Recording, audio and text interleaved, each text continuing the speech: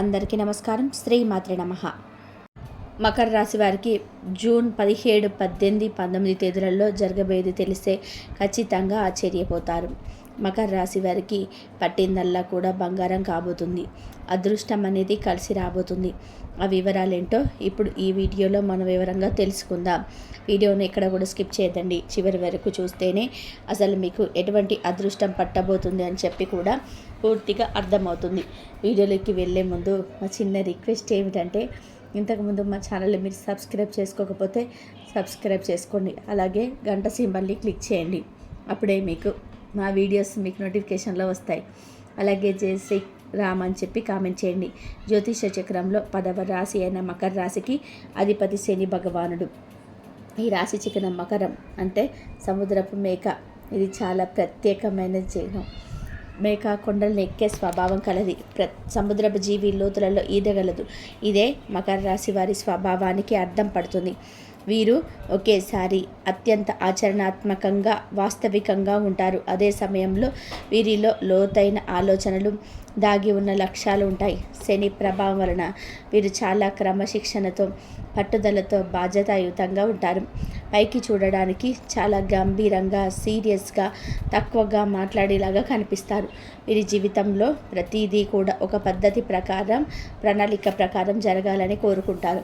మకర రాశి వారిలో ఉన్న అతి గొప్ప లక్షణం వారి అకుంఠిత దీక్ష, కష్టపడి పనిచేసే తత్వం. వీరు కలలు కన్నా కంటే వాటిని నిజం చేసుకోవడానికి కష్టపడడాన్ని నమ్ముతారు.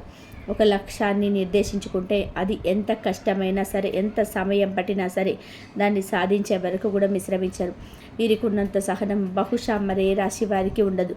అందుకే వీరి జీవితంలో నెమ్మదిగానైనా సరే ఖచ్చితంగా ఉన్నత శిఖరాలను అధిరోహిస్తారు. వీరు చాలా నమ్మకస్తులు. ఒకసారి మాట ఇస్తే దాన్ని నిలబెట్టుకుంటారు. కుటుంబం, ఉద్యోగం పట్ల అపారమైన బాధ్యతతో ఉంటారు. సాంప్రదాయాలు, కట్టుబాట్లను గౌరవిస్తారు. వీరి జీవితంలో స్థిరత్వానికి ఎక్కువ విలువ ఇస్తారు. అయితే వీరిలో కొన్ని ప్రతికూల లక్షణాలు కూడా ఉంటాయి. శని ప్రభావం వలన కొన్నిసార్లు వీరు తీవ్రమైన విలాసవాదానికి, ప్రతికూల ఆలోచనలకు లోనవుతారు. ప్రతి విషయాన్ని చాలా సీరియస్గా తీసుకోవడం వలన జీవితంలోని చిన్న చిన్న సంతోషాలను ఆస్వాదించడం మర్చిపోతారు. వీరు చాలా మొండి పట్టుదల కలవారు. తాము నమ్మింది సరైనదని అనుకుంటారు. ఉత్తమ మార్పులను అంత తేలికగా అంగీకరించరు.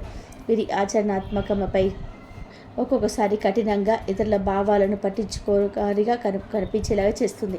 వీరు తమ భావోద్వేగాలను బయటపెట్టడానికి చాలా ఇబ్బంది పడతారు. పనిలో పడిపోయి ఆరోగ్యాన్ని, కుటుంబ సంబంధాలను నిర్లక్ష్యం చేసే అవకాశం కూడా వీరిలో ఎక్కువగా ఉంటుంది. వీరు కొంచెం సరదాగా ఉండడం, విశ్రాంతి తీసుకోవడం నేర్చుకుంటే వీరి జీవితం మరింత ఆనందమయంగా ఉంటుంది. మకర రాశి వారికి జూన్ 17, 18, 19 తేదీలలో ఏ విధంగా ఉంటుందో ఇప్పుడు మనం వివరంగా తెలుసుకుందాం. ముందుగా జూన్ 17వ తేదీన ఏ విధంగా ఉంటుందో తెలుసుకుందాం. మకర రాశి వారికి ఈరోజు గ్రహాల సంచారం అనేక విధాలుగా కూడా విశ్రమ ఫలితాలను సూచిస్తుంది. ముఖ్యంగా మీ రాశికి 6వ ఇంట శత్రు, రోగ, రుణస్థానంలో సూర్యుడు, బుధుడు, గురుడు అనే 3 ముఖ్యమైన గ్రహాలు కలిసి ఉండడం ఈరోజు ప్రధాన అంశం. ఇది మీ పనిలో పోటీతత్వాన్ని మించి శత్రువులపైన విజయాన్ని అందిస్తుంది. అయితే ఇదే కలయిక ఆరోగ్య సమస్యలను, వివాదాలను కూడా సూచిస్తుంది. మరోవైపు మీ 2వ ఇంట ధన, కుటుంబ స్థానంలో చంద్రుడు, రాహువుతో కలిసి సంచరించడం వలన ఆర్థిక విషయాలలో గందరగోళం, కుటుంబంలోనే మాట పట్టింపులు వచ్చే అవకాశం అయితే ఉంది. అత్యంత జాగ్రత్తగా ఉండాల్సిన విషయం ఏమిటంటే, మీ 8వ స్థానంలో ఆయుష్, ఆకస్మిక సంఘటనల స్థానం, మీ రాష్ట్రాధిపతి శత్రువైన కుజుడు, కేతువుతో కలిసి ఉండడం. ఇది ఊహించని ప్రమాదాలను, కోపాన్ని, ఆరోగ్య సమస్యలను సూచిస్తుంది. అయితే మీ రాష్ట్రాధిపతి శని 3వ ఇంట్లో ఉండడం వలన మీరు ధైర్యంగా, పట్టుదలతో ఉంటారు. మీ ఏలినాటి శని పూర్తిగా విడిపోయిన సమయం కాబట్టి మీలో ఒక కొత్త శక్తి ఉంటుంది. కుటుంబ జీవితంలో ఈరోజు కొన్ని సవాళ్లు ఎదురు కావచ్చు. చంద్ర, రాహుల కలయిక వల్ల మీ మాటల్లో కఠినత్వం పెరిగి అనవసరమైన వాదనలకు దారితీయవచ్చు. కుటుంబ సభ్యులతో, ముఖ్యంగా దగ్గర వారితో మాట్లాడేటప్పుడు ఓపిక చాలా అవసరం. ఆర్థిక విషయాల్లో గందరగోళం ఏర్పడవచ్చు లేదా అనుకోని ఖర్చులు రావచ్చు. కాబట్టి ఆరోగ్యం విషయంలో ఇది చాలా అప్రమత్తంగా ఉండవలసిన రోజు. అష్టమ స్థానంలో కుజకేతువులు ఆకస్మిక గాయాలు, ప్రమాదాలు లేదా శస్త్రచికిత్సల వంటి వాటిని సూచిస్తున్నారు. వాహనాలు నడిపేటప్పుడు, యంత్రాలతో పనిచేసేటప్పుడు చాలా జాగ్రత్తగా ఉండండి. 6వ ఇంట్లో ఉన్న గ్రహాలు జీర్ణ సంబంధిత, చర్మ సంబంధిత లేదా నరాల సమస్యలను కలిగించవచ్చు. ఉద్యోగస్తులకి ఇది ఒకేసారి అనుకూలంగా సవాలుగా ఉంటుంది. మీ శ్రమకు గుర్తింపు లభించి పోటీలో విజయం సాధిస్తారు. అయితే సహ ఉద్యోగులతో లేదా పై అధికారులతో విభేదాలు తలెత్తే అవకాశం ఉన్నది. ఆర్థికంగా ఊహించని ఖర్చులు రావచ్చు. ఎవరికి అప్పు ఇవ్వకండి, ఎందుకంటే అది తిరిగి రావడం కష్టం. వ్యాపారస్తులు తమ పోటీదారుల నుండి తీవ్రమైన పోటీని ఎదుర్కొంటారు. ఆర్థిక లావాదేవీలలో పారదర్శకంగా ఉండడం మంచిది. విద్యార్థులకు, ముఖ్యంగా పోటీ పరీక్షలకు సిద్ధమవుతున్న వారికి ఇది అనుకూలమైన రోజు. కష్టపడితే మంచి ఫలితాలు వస్తాయి. వివాహితులు తమ జీవిత భాగస్వామి, కుటుంబంతో, అత్తమామలతో సంబంధాలతో జాగ్రత్తగా ఉండాలి. ప్రేమికులు చిన్న విషయాలకే గొడవ పడకుండా ఒకరినొకరు అర్థం చేసుకోవాలి. జూన్ 18వ తేదీన ఏ విధంగా ఉంటుందో తెలుసుకుందాం. ఈరోజు కూడా గ్రహస్థానాలు దాదాపుగా నిన్నటిలాగానే ఉన్నాయి కాబట్టి నిన్నటి ప్రభావాలే కొనసాగుతాయి. 6వ ఇంట్లో సూర్యుడు, బుధుడు, గురువుల కలయిక మీలో పోరాట స్ఫూర్తిని కొనసాగిస్తుంది. 2వ ఇంట్లో చంద్రుడు రాహువుతోనే ఉన్నందువలన కుటుంబంలో ఆర్థిక విషయాలలో జాగ్రత్త తప్పనిసరి. అష్టమ స్థానంలో కుజకేతువుల ప్రమాదకరమైన కలయిక యథాతథంగా ఉంటుంది. అయితే మీ కోపం, ఆవేశం, దూకుడు ప్రవర్తన అదుపులో ఉంచుకోవడం చాలా ముఖ్యం. చిన్న విషయానికే తీవ్రంగా ప్రతిస్పందించే గుణం పెరుగుతుంది. ఇది సంబంధాలను దెబ్బతీస్తుంది. వాహన ప్రయాణాలలో, సాహసోపేతమైన పనులలో అత్యంత అప్రమత్తం అవసరం. నిన్నటిలాగనే మాటల యుద్ధం జరగకుండా చూసుకోవాలి. మీ మాట తీరు వల్ల బంధాలు తిప్పదినే ప్రమాదం ఉంది. ఆర్థికంగా కూడా ఖర్చులను అదుపులో పెట్టుకోవడం మంచిది. ఆరోగ్యపరంగా కుజుడి ప్రభావం వలన రక్త సంబంధికుల సమస్యలు, అధిక వేడి, గాయాలు అయ్యే ప్రమాదం ఉంది. మానసిక ఒత్తిడి కూడా కొనసాగుతుంది. ఉద్యోగంలో మీ పట్టుదల వల్ల పనులు పూర్తయినప్పటికీ మీ దూకుడు వైఖరి ఇతరులకు ఇబ్బంది కలిగించవచ్చు. ముఖ్యంగా దీంతో కలిసి పనిచేసేటప్పుడు సర్దుకుపోవడం నేర్చుకోవాలి. వ్యాపారంలో ఉన్నవారు చట్టపరమైన విషయాలలో జాగ్రత్తగా ఉండాలి. అప్పులు తీసుకోవడానికి లేదా ఇవ్వడానికి ఇది మంచి రోజు కాదు. విద్యార్థులు తమ ఏకాగ్రతను నిలుపుకోవడానికి కష్టపడాల్సి వస్తుంది. వివాహితులు తమ భాగస్వామితో అనవసరమైన వాదనలకు దిగవద్దు. ముఖ్యంగా ఆర్థిక విషయాల గురించి చర్చించేటప్పుడు ప్రశాంతంగా ఉండండి. ప్రేమికుల మధ్య అనుమానాలు, అపార్థాలు తలెత్తే సూచనలు ఉన్నాయి. మీ సంబంధంలోనే నిజాయితీగా ఉండడం చాలా అవసరం. మొత్తం మీద ఈరోజు మీ శక్తిని సరైన మార్గంలో పెట్టడంపైనే ఫలితాలు ఆధారపడి ఉంటాయి. జూన్ 19వ తేదీన ఏ విధంగా ఉంటుందో తెలుసుకుందాం. ఈరోజు గ్రహ సంచారంలో ఒక ముఖ్యమైన మార్పు చోటు చేసుకుంది. 2 రోజులుగా మీ కుటుంబ ధనస్థానంలో ఉండి గందరగోళాన్ని సృష్టించిన చంద్రుడు ఈరోజు మీ రాశికి 3వ ఇంట్లోకి ధైర్య, పరాక్రమ స్థానంలో ప్రవేశించి అక్కడ ఇప్పటికే ఉన్న మీ రాశ్యాధిపతి శనితో కలుస్తున్నాడు. ఈ చంద్రశని కలయిక విషయుగంగా పిలువబడుతుంది. ఇది మనసులో ఒక రకమైన నిరాశను, ఒంటరితనాన్ని, పనులలో జాప్యాన్ని కలిగిస్తుంది. మిగిలిన గ్రహాలైన సూర్యుడు, బుధుడు, గురుడు 6వ ఇంట్లోనూ, కుజకేతువులు 8వ ఇంట్లోనూ కొనసాగుతున్నందున బయటి ప్రపంచంలోని సవాళ్లు యథాతథంగా ఉంటాయి. కానీ వాటిని ఎదుర్కొనే మీ మానసిక స్థితిలో మార్పు వస్తుంది. నిన్నటి కోపం, ఆవేశం స్థానంలో ఈరోజు ఒక రకమైన నిస్సత్వ, విచారం చోటు చేసుకుంటాయి. మీరు చేసే ప్రయత్నాలకు వెంటనే ఫలితం రావడం లేదని బాధపడతారు. కుటుంబంలో వాతావరణం కొంత గంభీరంగా ఉంటుంది. ముఖ్యంగా తోబుట్టువులతో లేదా దగ్గరి బంధువులతో సంబంధాలలో కొంత దూరం ఏర్పడవచ్చు లేదా వారితో మాట్లాడాలని వినిపించకపోవచ్చు. మీ మాటలు కూడా గంభీరంగా, తక్కువగా ఉంటాయి. ఆరోగ్యపరంగా కూడా మానసిక ఆరోగ్యంపై ఎక్కువ శ్రద్ధ పెట్టాలి. నిరాశ, ప్రతికూల ఆలోచనలు మిమ్మల్ని ఇబ్బంది పెట్టవచ్చు. శారీరకంగా కూడా నీరసంగా, శక్తిహీనంగా అనిపించవచ్చు. పాత ఆరోగ్య సమస్యలు మళ్ళీ తిరగబెట్టే అవకాశం ఉంది. ఉద్యోగస్తులు తమ పనిలో ఉత్సాహాన్ని కోల్పోతారు. మీరు చేసే పనిలో సంతృప్తి లోపించి నిరాశ కలుగుతుంది. ముఖ్యమైన నిర్ణయాలు తీసుకోవడానికి లేదా కొత్త ప్రాజెక్టులు ప్రారంభించడానికి ఇది మంచి రోజు కాదు. ఆర్థికంగా డబ్బు రాకడ నెమ్మదిగా ఉంటుంది. ఖర్చులు యథావిధిగా ఉన్న ఆదాయం కోసం ఎక్కువ కష్టపడవలసి వస్తుంది. వ్యాపారస్తులకు పనులు నెమ్మదిగా సాగుతాయి. ముఖ్యమైన ఒప్పందాలు ఆయుధపడవచ్చు. విద్యార్థులకి చదువుపైన ఏకాగ్రత పెట్టడం కష్టమవుతుంది. మనసులోని అనవసరమైన ఆలోచనలు గందరగోళం సృష్టిస్తాయి. వివాహితుల మధ్య భావోద్వేగ దూరం పెరగవచ్చు. ఒకరికొకరు సమయం కేటాయించుకొని మనస్సు విప్పి మాట్లాడుకోవడం అవసరం. ప్రేమికులు కూడా తమ సంబంధంలో నీరసాన్ని అనుభవిస్తారు. ఎలాంటి తొందరపాటు నిర్ణయాలు తీసుకోకుండా ఈ సమయం గడిచిపోయినందుకు ఓపిక పట్టడం ఉత్తమం. ప్రస్తుతం ఉన్న గ్రహస్థానాల ప్రకారం మకర రాశి వారు ఎదుర్కొంటున్న సవాళ్ళను తగ్గించుకొని మనశ్శాంతిని పొందడానికి పాటించవలసిన కొన్ని సరళమైన పరిహారాలను ఇక్కడ అందిస్తున్నాను. మొదటగా ప్రస్తుతం మీ రాశికి అష్టమ స్థానంలో ఆయుష్, ఆకస్మిక సంఘటనల స్థానంలో కుజుడు, కేతువు కలిసి ఉండడం చాలా ముఖ్యమైన విషయం. ఈ కలయిక వలన అనవసరమైన కోపం, ఆవేశం, ఆకస్మిక ప్రమాదాలు, ఆరోగ్య సమస్యలు వచ్చే అవకాశం ఎక్కువగా ఉంటుంది. దీని ప్రభావాన్ని తగ్గించుకోవడానికి ప్రతిరోజు, ముఖ్యంగా మంగళవారం నాడు శ్రీ ఆంజనేయ స్వామిని పూజించడం చాలా అవసరం. రోజు ఉదయాన్నే హనుమాన్ చాలీస చదవడం లేదా కలీసం వినడం వల్ల మీలో ధైర్యం ఉన్నప్పటికీ అనవసరమైన భయాలు, కోపం తగ్గుతాయి. వాహనాలు నడిపేటప్పుడు ఓం అంగారకాయ నమః అనే మంత్రాన్ని మనసులో తలుచుకొని, అలాగే కేతువు శాంతించడానికి విఘ్నేశ్వరుని ప్రార్థించడం, వీరి కుక్కలకు ఆహారం పెట్టడం చాలా మంచిది. ఈ పరిహారాలు మిమ్మల్ని ఆకస్మిక కష్టాల నుండి కాపాడుతాయి. రెండవదిగా, మీ రాశాధిపతి శని గ్రహం అనుకూలంగా ఉండడం మీకు చాలా ముఖ్యం. ప్రస్తుతం 3వ ఇంట్లో ఉన్న శని చంద్రుడితో కలవడం వలన కొన్నిసార్లు మనసులోని నిరాశ, పనులలో ఆలస్యం కలుగుతాయి. ఈ ప్రభావాన్ని అధిగమించి శనిదేవుడి ఆశీస్సులు పొందడానికి ప్రతి శనివారం రోజున శనీశ్వరుడి ఆలయానికి వెళ్ళి నువ్వుల నూనెతో దీపం పెట్టండి. ఇది కుదరని వారు రావి చెట్టు కింద దీపం వెలిగించవచ్చు. అలాగే పేదలకు, వృద్ధులకి, శారీరకంగా కష్టపడే కార్మికులకు మీ శక్తి కొలది సహాయం చేయండి. నల్లని వస్త్రాలు, నువ్వులు, ఇనుము వంటివి దానం చేయడం వల్ల శని అనుగ్రహం లభిస్తుంది.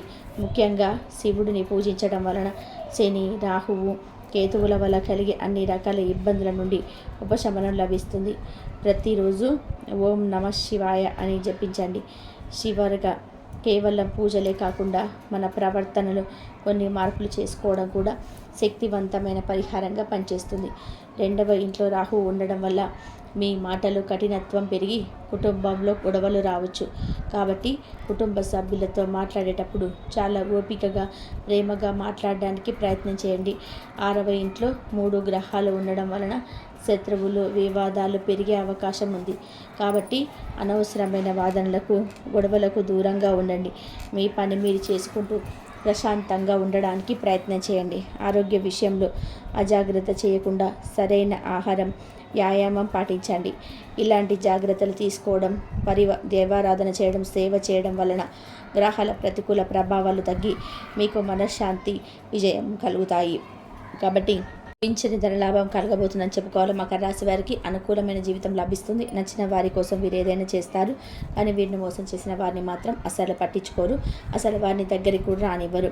అలా ఉంటారు. అంటే ఎంత ప్రేమ చూపిస్తారో, వీరిని ఏదైనా కానీ జోలికి వస్తే మాత్రం అంతే తిరిగి కోపాన్ని ప్రదర్శిస్తారు.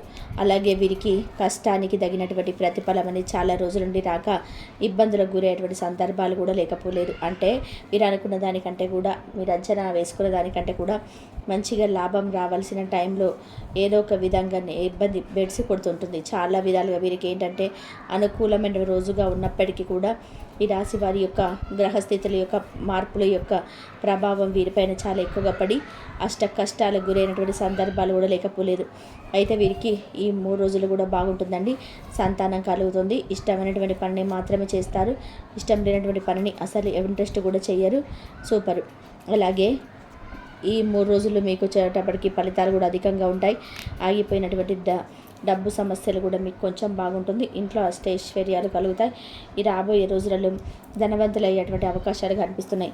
ఎందుకంటే ఈ రాశి వారికి పరమేశ్వరుడి యొక్క అనుగ్రహం ఎక్కువగా ఉంటుంది.